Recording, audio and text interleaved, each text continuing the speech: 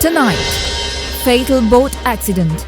At least 13 dead after Navy boat and passenger ferry collide near popular Mumbai tourist destination. A walk among the stars.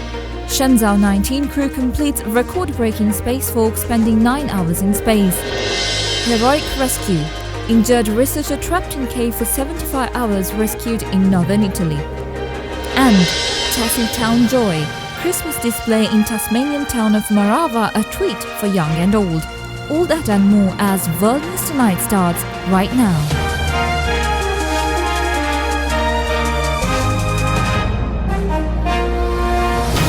This is Derana World News Tonight.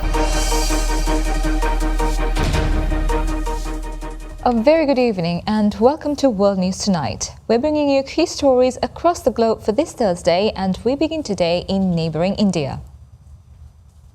In Mumbai, an Indian Navy speedboat crashed into a passenger ferry, causing it to capsize, killing at least 13 people.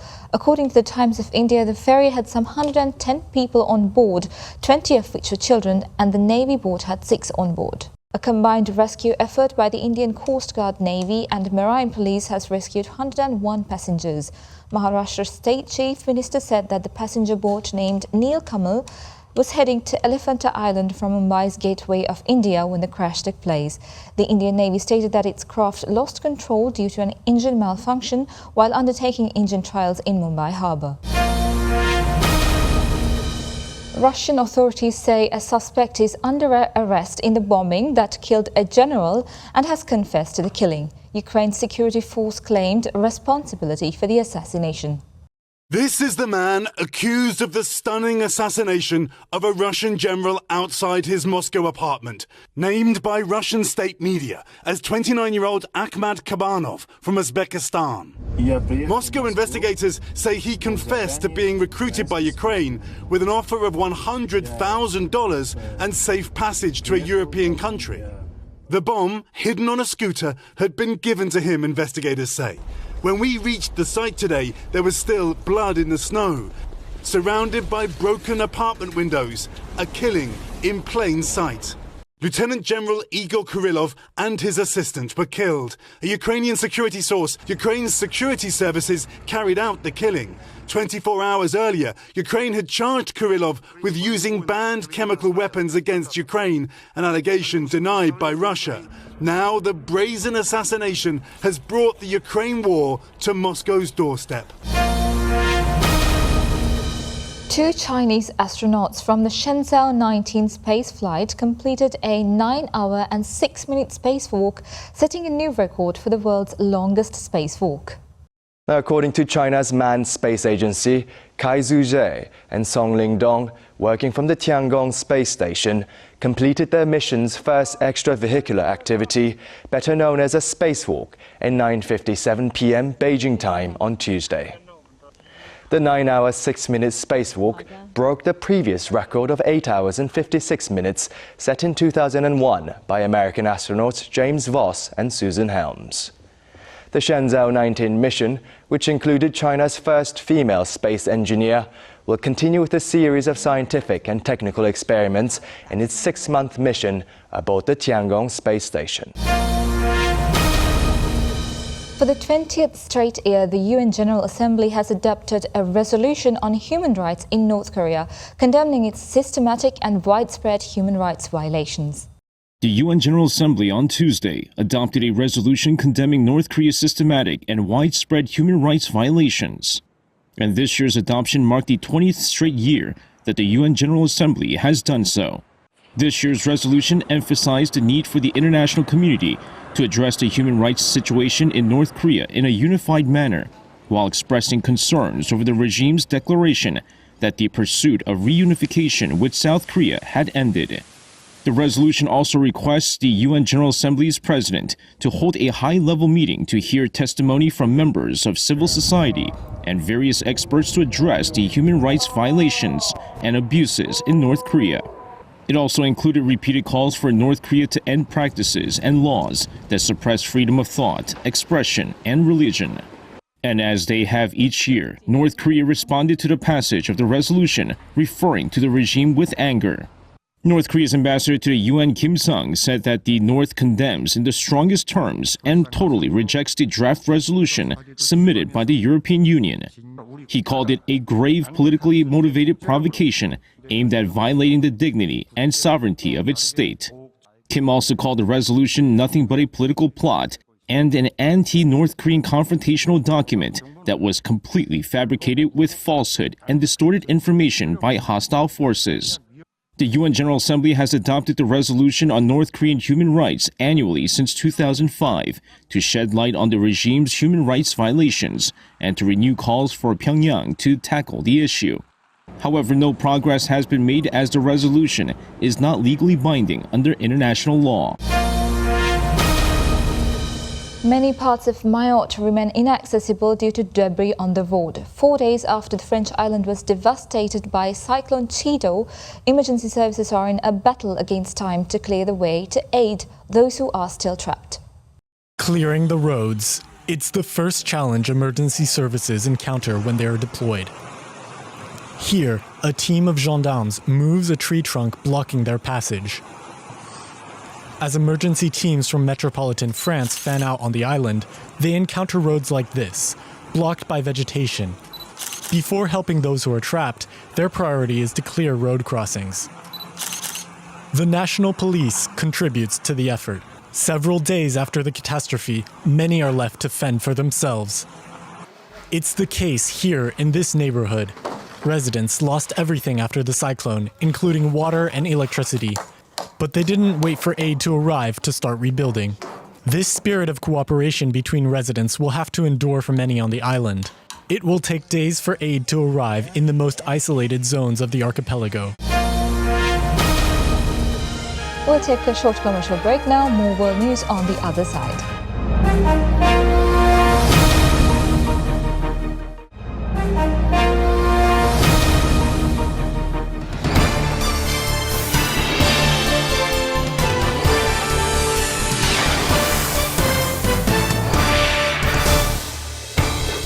On the road to the White House now. The possibility of a U.S. government shutdown has grown more likely after President-elect Donald Trump called on Republican lawmakers to reject a bipartisan funding bill. Trump urged Congress to scrap the deal and pass a streamlined bill. His intervention followed heavy criticism by the bill by tech billionaire Elon Musk.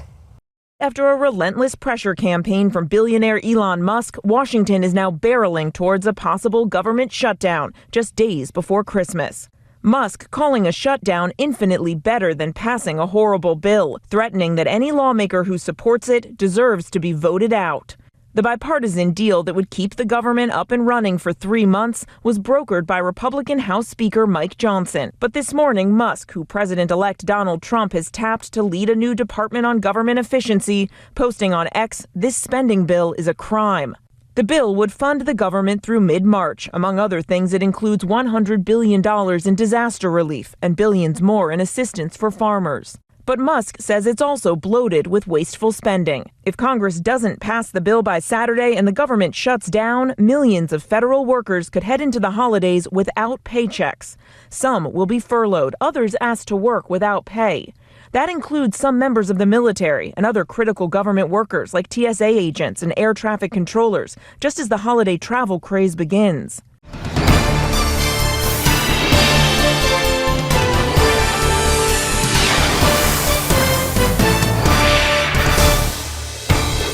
California declared a state of emergency over a bird flu outbreak among dairy cattle.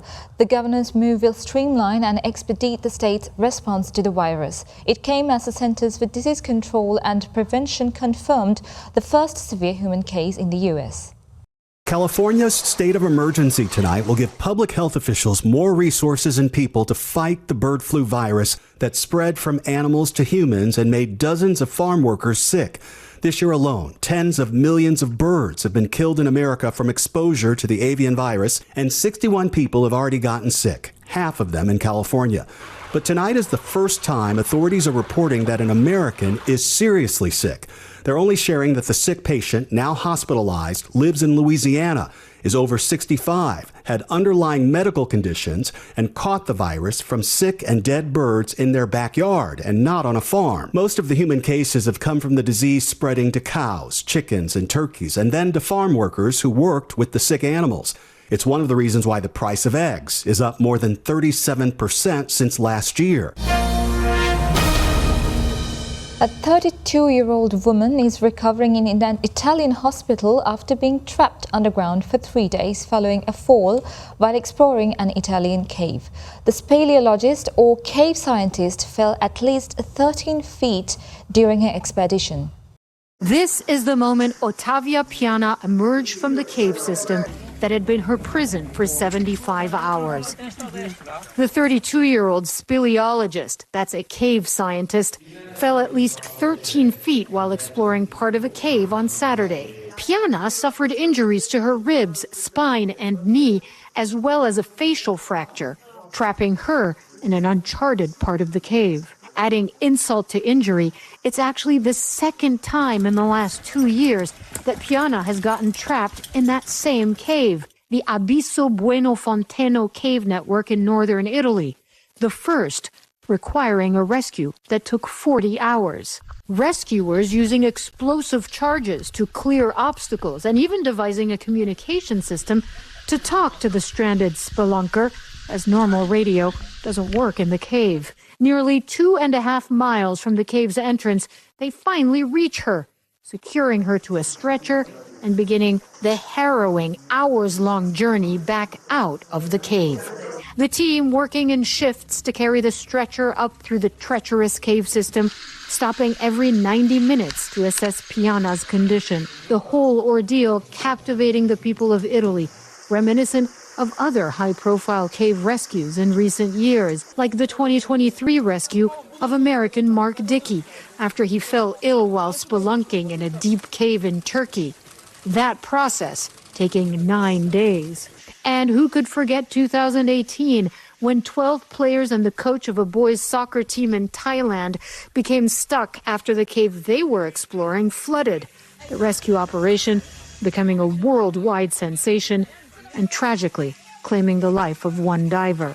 Back in Italy, a waiting helicopter, airlifting Piana to a nearby hospital where she's being treated for her injuries. A doctor from the rescue team telling Italian media, while Piana was still trapped, that she plans to abandon cave exploring altogether. Thousands of Amazon workers in the US will walk off the job in the crucial final days of the holiday season after union officials said the retailer failed to come to the bargaining table to negotiate contracts. Thousands of workers are expected to walk out on Thursday after union officials said the firm failed to come to the negotiating table. Teamsters officials say employees will walk out at warehouse locations, including New York, San Francisco, and Atlanta. The union says it represents about 10,000 workers at 10 Amazon facilities. Now, the strike threatens to disrupt operations at the busiest time of the year for retailers. However, the e-commerce giant has multiple warehouses and smaller delivery depots that may allow it to get around the stoppage.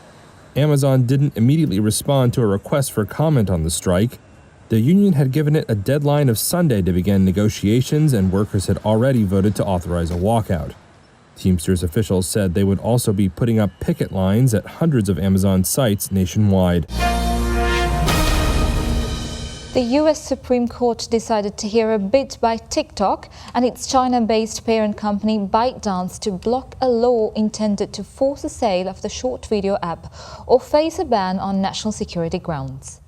The Justice Department argues that as a Chinese company, TikTok poses, quote, a national security threat of immense depth and scale because of its access to vast troves of user data. Supreme Court justices will be hearing arguments on the matter on January 10th, with the ban looming a little over a week later on January 19th. TikTok on Wednesday said it was pleased the court will take up the issue. In their filing to the Supreme Court, TikTok and ByteDance said that, quote, if Americans duly informed of the alleged risks of COVID content manipulation choose to continue viewing content on TikTok with their eyes wide open, the First Amendment entrusts them with making that choice, free from the government's censorship. The companies asked the Supreme Court on December 16th to pause the law on First Amendment grounds. That came after a lower court in Washington, D.C. rejected those arguments earlier. Congress had passed the measure back in April, and President Joe Biden, a Democrat, signed it into law. Senate Republican leader Mitch McConnell on Wednesday compared TikTok to, quote, a hardened criminal. He urged the court to reject any delay. However, Republican President-elect Donald Trump, who unsuccessfully tried to ban TikTok during his first term in the White House in 2020, has reversed his stance. He promised while running for office he would try to save the app from a ban.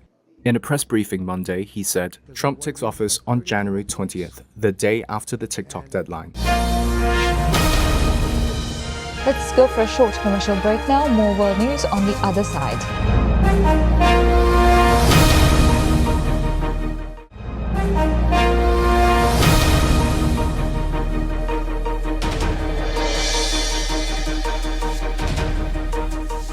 Welcome back.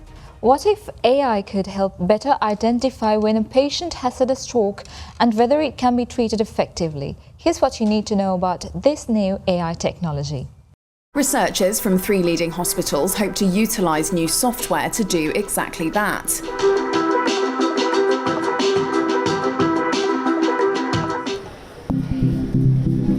Experts from Imperial College London, the Technical University of Munich and Edinburgh University believe the technology will provide faster and more accurate emergency care for patients in hospitals. Consultant neurologist Dr. Paul Bentley led the study. A stroke occurs when the blood supply to part of the brain is blocked or reduced, which prevents brain tissue from getting oxygen and nutrients. Brain cells then start to die quickly, so knowing the time the stroke started is very important. Standard treatments only work in the very early stages post-stroke and may otherwise cause secondary damage. But Dr. Bentley says the software has been found to be twice as accurate as the current method, which ordinarily involves a visual assessment of a brain scan by a medical professional who looks at how dark a stroke area appears on CT scans of the brain. And finally tonight, in the remote northwest Tasmanian town of Marava, locals are embracing their rural charm with bright and festive Christmas displays largely made from farming materials. The displays have put the town on the map, with Christmas enthusiasts from nearby areas and further afield travelling to see them.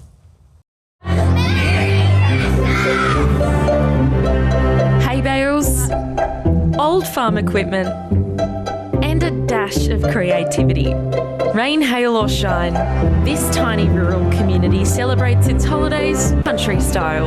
The kids love getting into the festivities, but they have to fight off the adults. About 5 years ago, Cheryl and Terry Willie's original Christmas display delighted their neighbours, using whatever they had on hand, bikes and even chamber pots, to create a trail for visitors and townsfolk.